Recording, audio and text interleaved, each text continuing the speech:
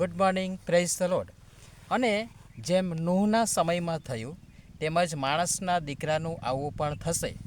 કેમ કે જેમ જળ પ્રલયની અગાઉ નૂહ વહાણમાં ચઢી બેઠો ત્યાં સુધી તેઓ ખાતા પીતા ને પરણતા પરણાવતા હતા, અને જળ પ્રલય આવીને સહુને તાણી ગયો ત્યાં સુધી તેઓ ન સમજ્યા.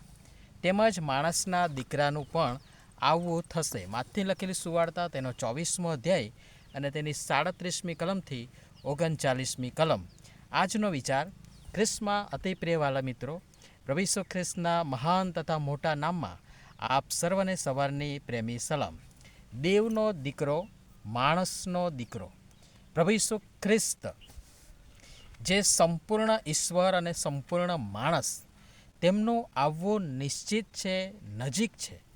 માથી પોતાની સુવાર્તામાં જૂના કરારના વચનો ટાંકતા પોતાની વાતને આધાર આપે છે.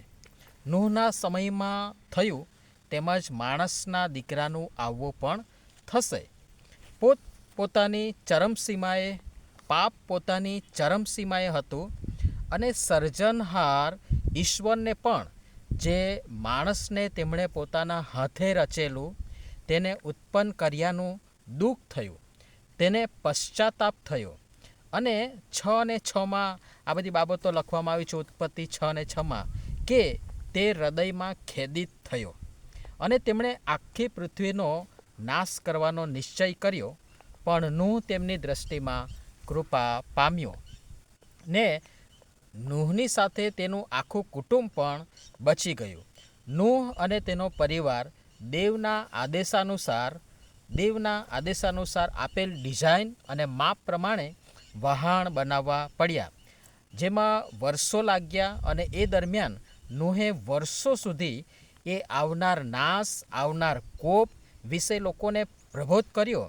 અંતે વહાણ તૈયાર થતાં ઈશ્વરની સૂચના પ્રમાણે પશુ, પંખી અને પોતાના કુટુંબ સાથે તે વહાણમાં ચઢી બેઠો.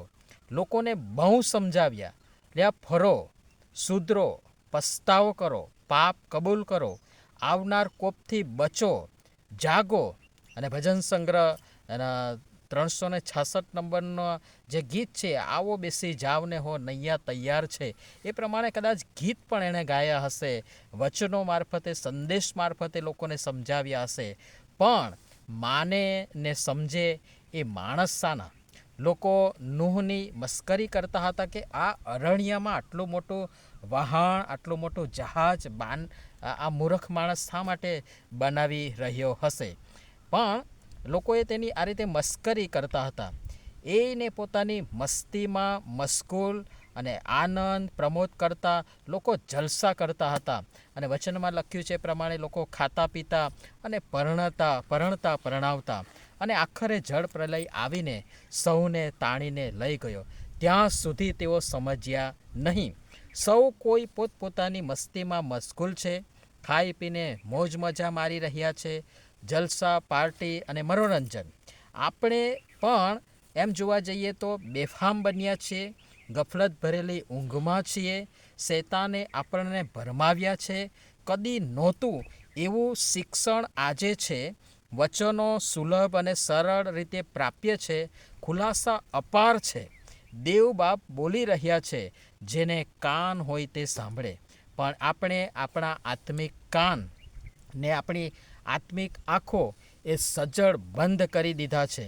આપણે જોઈએ છીએ, સાંભળીએ છીએ, તેમ છતાં આપણે સમજતા નથી.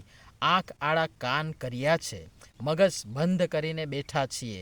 દેવ મોટા માર્મિક રહસ્યોને, મર્મોને આપણી આગળ ખોલી રહ્યા છે, અને આપણે અંદરો અંદર નાની મોટી ક્ષુલ્લક બાબતોને માટે લડી રહ્યા છે, ઝઘડી રહ્યા છે, અને એ બધામાં આપણો સમય બરબાદ કરી રહ્યા છે. ખાતા પીતા ને પરણતા પરણાવતા, અને જળ પ્રલય આવીને સહુને તાણી ગયો. તેમજ એક સમયે, દેવના ઠરાવેલા સમયે બધું બળીને ખાક થઈ જશે. એ જળ પ્રલયે નાશ થયો. હવે પ્રભુના વચન પ્રમાણે અગ્નિથી નાશ થશે. અને આ આગ ઝરતી ગરમીથી પણ કંઈક શીખીએ, આપણા મગજો જે બંધ થઈ ગયા છે આપણે ખોલીએ, સમજીએ, એ જરૂરી છે અને ઈચ્છનીય છે. એ પણ અચાનક નહોતું અને હવે જે આવી રહ્યું છે અને આવશે એ પણ અચાનક નહીં આવે. વર્ષોથી દેવ બાપે નૂહ મારફતે લોકોને શિક્ષણ આપ્યું, સમજાવ્યા, બોલ્યા અને પછી આમ બન્યું. એવું નથી કે સૂચના વગર દેવે ડેમ ખોલી નાખ્યા, ડેમના દરવાજા ખોલી નાખ્યા. ના, એલર્ટ પણ આપ્યું છે, સાયરન પણ વગાડ્યું છે અને પછી જળ પ્રલય આવ્યો છે. તેમજ માણસના દીકરાનું આવવું પણ થશે. આજે પણ વચનો આ જ રીતે, આ જ મારફતે, વિવિધ રીતે દેવ બાપ વચનો મારફતે આપણી સાથે બોલી રહ્યા છે, વ્યવહાર કરી રહ્યા છે. નાશ આવી રહ્યો છે, પસ્તાવો કરો, પાપો કબૂલ કરો, પાછા ફરો, કે પછી નૂહના સમયના લોકોની જેમ મસ્કરી જ કરવી છે, નાશ પામવો છે, એ આપણા પર નિર્ભર છે. અને પ્રભુ પિતા પરમેશ્વર આ બધી જ બાબતો સમજવા માટે આપણા બધાને તેમની કૃપા આપો, સહાય કરો, મદદ કરો. આમીન. ધન્યવાદ.